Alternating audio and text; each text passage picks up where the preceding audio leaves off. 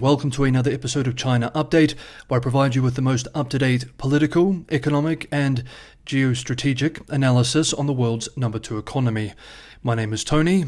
Let's jump in. Okay, happy Friday everybody. I wish you a productive day and a restful weekend ahead. Let's begin today's video with US-China moves. Yesterday, Washington announced sanctions on nearly 300 companies and individuals, including in China, for alleged support of Russia's invasion of Ukraine. According to an official statement from the US Treasury Department, the PRC firms include Hong Kong-based Finder Technology Limited, which is accused of exporting 293 shipments of drone parts and other electronics, Juhang Aviation Technology Shenzhen Co., accused of providing Russia with drone propellers, signal jammers, sensors and engines, and Zhongcheng Heavy Equipment Defense Technology Group, accused of supplying Wagner Group, Russia's paramilitary organization. We remember that Treasury Secretary Yellen recently traveled to Beijing, where she warned leadership that more sanctions would be on the way if Beijing continued to support Moscow's war in Ukraine. Notably, though, no sanctions against PRC financial institutions were announced. Meanwhile, on Thursday, Avril Haines, Director of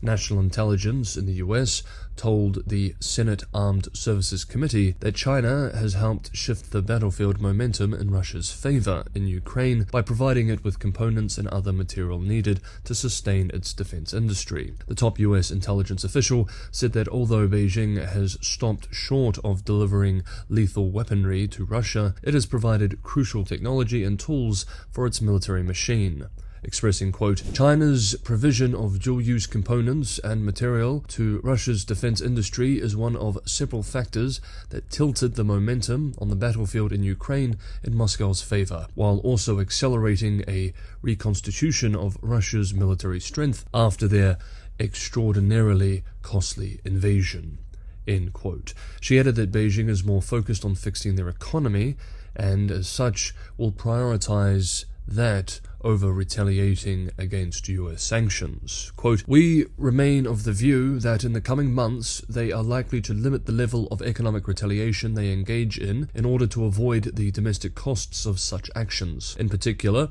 the significant decline in foreign direct investment in China, down 77.5% in 2023, is likely to prompt the PRC to be more measured in their responses, absent an unexpected escalation by the United States, rather than engaging in direct economic retaliation that might result in such negative domestic economic consequences.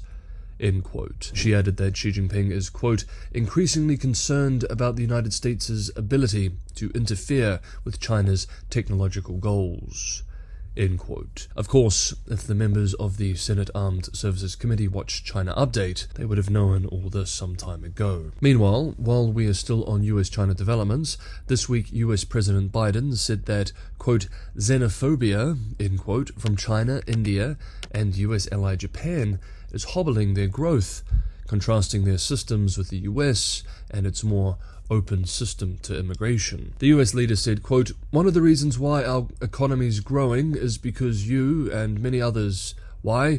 Because we welcome immigrants. Why is China stalling so badly economically? Why is Japan having trouble? Why is Russia? Why is India? Because they are xenophobic.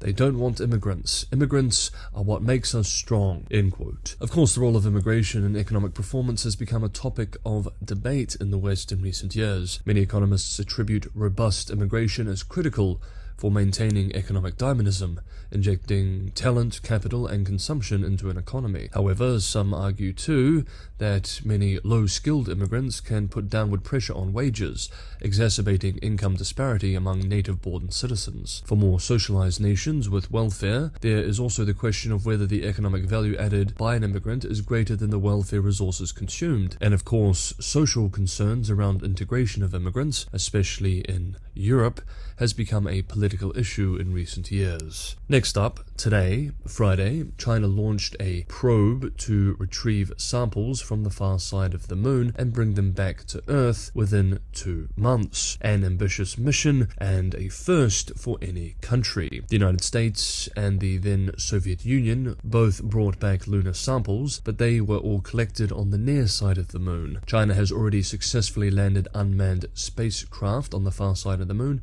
and brought back samples samples from the near side, but today's mission will attempt to combine the two. As we have explored in previous videos, Beijing has ambitious plans to become a major space power. In a policy document previously published, China set the goal to land Chinese astronauts on the lunar surface by 2030 and set up a base at the moon's south pole. A Long March 5 rocket, topped with an 8.2-ton spacecraft named Chang'e 6, is scheduled to take off about 2 or so hours before the publication of this video from China's spaceport on the southern island of Hainan. The entire mission is expected to last 53 days. The European Space Agency, France, Italy, and Pakistan contributed instruments for today's mission. US-based Washington Post reports that Russia, which plans to build a lunar research station with China, lent a large military transport aircraft to help transfer Chang'e 6 components to the launch site. NASA is not involved because of the 2011 Wolf Amendment, which bars it from collaborating with any Chinese entity. And all of this could very much open up yet another front of competition with the United States. During a NASA budget hearing this week, the chairman of the House Science, Space and Technology Commission said that, quote, "While the US remains the global leader in space exploration, we face increasing challenges internationally," end quote. He added, quote, "We cannot allow China to become the front runner in space exploration. There are too many consequences for our competitiveness, our national security, and our continued ability to explore space," end quote. NASA is racing to get to the south pole of the moon, which contains ice, before China does. NASA Administrator Bill Nelson said at the congressional budget hearing this week, quote, "My concern is that they get there first and then they say, 'This is our area. You stay out,' end quote." The South Pole has been described by scientists as the golden belt for lunar exploration. Under the separate NASA-led Artemis program, US astronauts will land near the South Pole in 2026, the first humans on the moon since 1972. NASA is also working with SpaceX to develop the spacecraft known as Starship that would ferry the astronauts to and from the moon's surface. Some commentators are concerned, however, by how reliant SpaceX owner Elon Musk has become on the Chinese market and its leadership for his Tesla business. Next up, we move to Taiwan. If you're enjoying today's episode of China Update, I have a big favor to ask. It is to like and subscribe.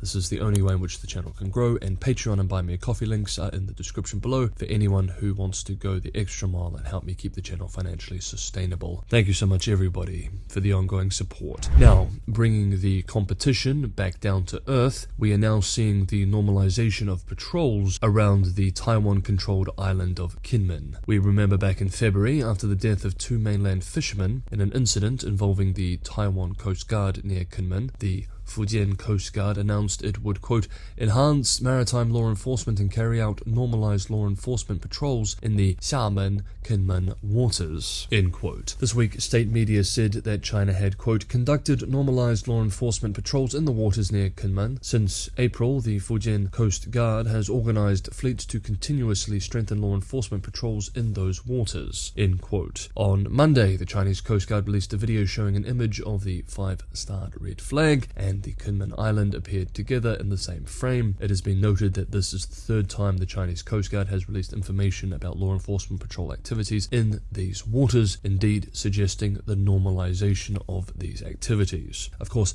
these waters are also patrolled by Taiwan, who controls the island, so this change in status quo is yet another small escalation, putting pressure on Taipei. A day before this happened on Monday, a spokesperson for the Taiwan Affairs Office expressed during a press conference that there is a very strong call from people on both sides of the strait for the full resumption of direct air and sea flights. She hoped that Taiwan would fully consider the demands of the people and shipping companies across the strait and quickly restore direct maritime passenger services. Rao Quan, the mainland Vice Minister of Culture and Tourism, said the same day that Fujian residents would initially be able to visit Matsu, a Taiwan-governed archipelago of islands near the mainland coast. Once direct sea passenger routes resumed, Fujian residents would then be able to travel in groups to the main island of Taiwan. Thus, it appears that Beijing has employed a carrot-and-stick approach to this status quo change. But then later this week, yesterday Thursday and today Friday, it was just the stick. Taiwan's defense ministry said on Friday that it had detected a renewed incursion by Chinese military aircraft across the sensitive Taiwan Strait, as China reported its navy had carried out combat drills with landing aircraft. The defense ministry said that 14 Chinese military aircraft crossed the Taiwan Strait's median line, getting as close as 41 nautical miles, 73 kilometers, to a major naval base. The day before, on Thursday, yesterday, Taipei said that China had carried out a, quote, joint combat readiness patrol, end quote, near the island for the second time in a week. China's Eastern Theater Command posted pictures on social media of ships carrying out what it called a live combat landing drill, with the caption, quote, the vanguard of the landing team are always ready to fight, end quote. On Wednesday, Taipei defense officials said that Taiwan is on high alert as it comes closer to the inauguration of President-elect William Lai Ching-te later this month, a man Beijing has condemned as a separatist. Okay, that is today's episode of China Update. Thank you so much everybody for watching. Have a great Friday, have a restful weekend, and I will see you all tomorrow.